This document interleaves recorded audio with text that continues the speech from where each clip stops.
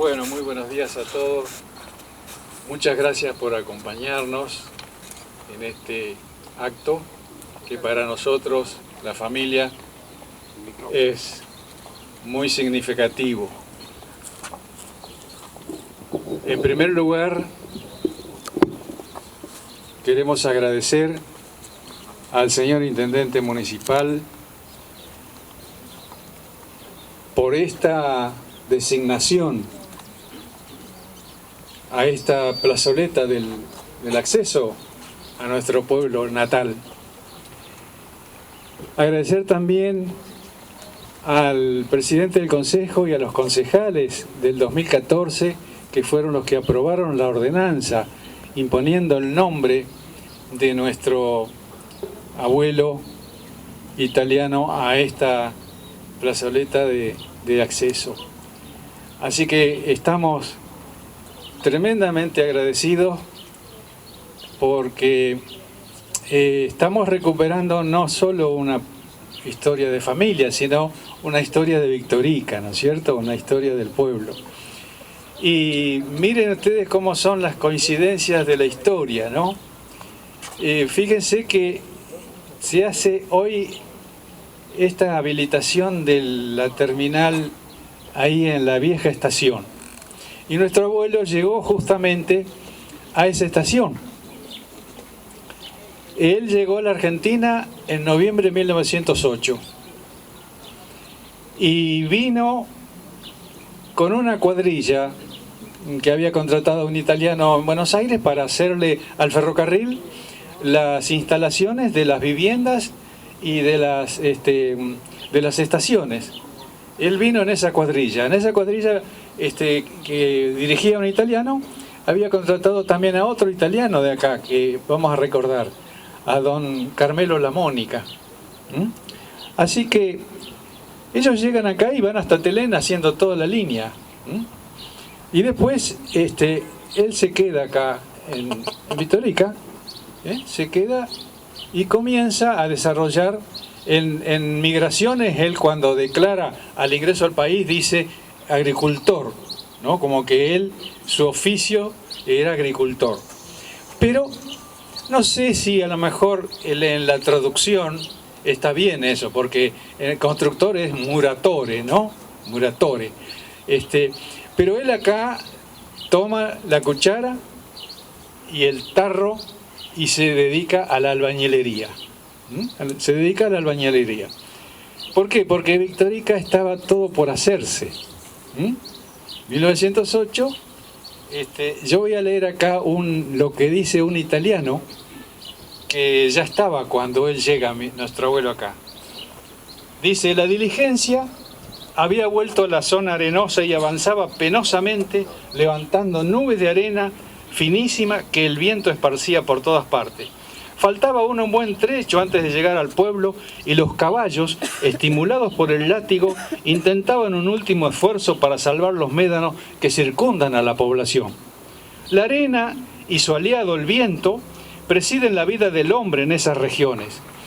Comenzamos a ver algunos grupos de álamos, algunos ranchos de los cuales salían perros y chiquillos semidesnudos. Eran las chacras del pueblo con sus alambrados precarios y tranqueras primitivas de ramas gruesas de caldenes. Poco a poco subimos los últimos médanos y de improviso nos encontramos a la vista del deseado pueblo metido en una hondonada como una perla dentro de su concha. Después de tanto trecho desolado, la vista de ese grupo de casas blancas y bajas, de la iglesia sin campanario, de la plaza con una pirámide rodeada de arbolillos siempre verdes, me pareció llegar a un oasis. La diligencia paró frente a un vasto local bien construido en una esquina lindera con la plaza, y en ella descendimos todos con nuestro equipaje y afanes. La señora, para dirigirse a la posada más cercana, y don Joaquín y yo, para dirigirnos por la entrada principal al local del comercio, en cuya puerta se agolpaban varias personas para saludar al dueño de casa con grandes manifestaciones de júbilo.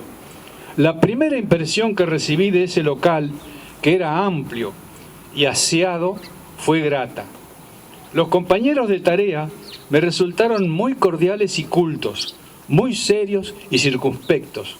Mis tareas estaban limitadas con el escritorio como ayudante del gerente y jefe del mismo, pero era aceptada mi cooperación en el despacho en momentos libres. El edificio carecía de comodidad para el reposo de los empleados, quienes debían por las noches tender sus colchones sobre el mostrador para dormir. En otros negocios lo había hecho en el depósito contiguo entre bolsas de azúcar y barricas de yerba, pero aquí estaban acostumbrados a descansar sobre las duras maderas y tuve que resignarme a ello. Esto lo escribe en las memorias el italiano Ludovico Brudaglio, que se casó con una hija de una familia paisana de este pueblo de apellido Maidana, que no sé si quedan algunos descendientes. Este italiano venía a trabajar en el escritorio de Llorens.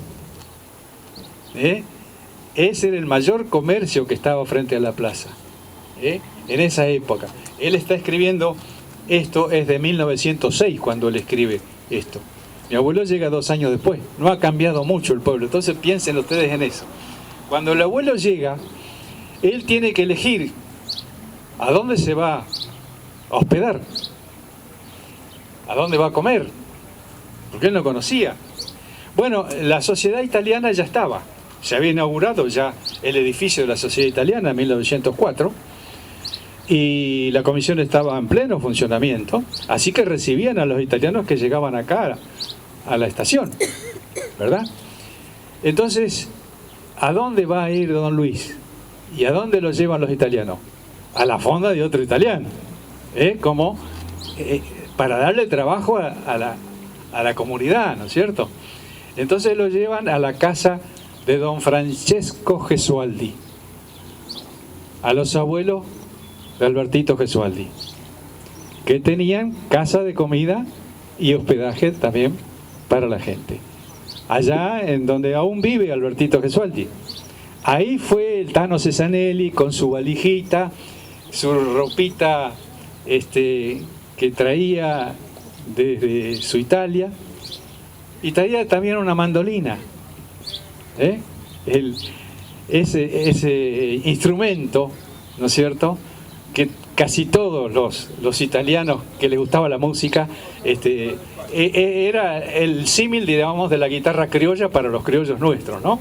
La mandolina. Después que se hospeda, empieza a buscar trabajo. Y bueno, ¿quiénes son los que le van a dar trabajo? ¿Quiénes son? Se lo van presentando. Los de la comisión de la sociedad italiana lo van presentando. Y él, este señor, un hombre de estatura mediana, 20 años, cutis blanco, cabello castaño muy clarito, muy casi rubio, que hablaba el cocoliche, es decir, un champurreado entre la jerga italiana de donde él provenía y lo que había aprendido en los pocos meses en que estaba en Argentina. Así que hablaba un cocoliche. Entonces por eso tenían que ir a la colectividad, ¿no es cierto?, para que ellos los guiaran también, para poder hacerse entender, porque las primeras negociaciones a los primeros clientes había que tratar el precio, habría que ponerse de acuerdo qué es lo que quería que se hiciera, ¿no? No era fácil para los inmigrantes. Le habrá pasado lo mismo, digamos, a los árabes, le habrá pasado lo mismo a los irlandeses, le habrá pasado lo mismo a los ingleses, ¿no es cierto?, o a los alemanes, que algunos vinieron, no muchos, pero bueno. Los españoles no tenían el problema del idioma, pero el italiano sí tenía el problema del idioma. ¿Ven? Entonces, el primer problema fue ese.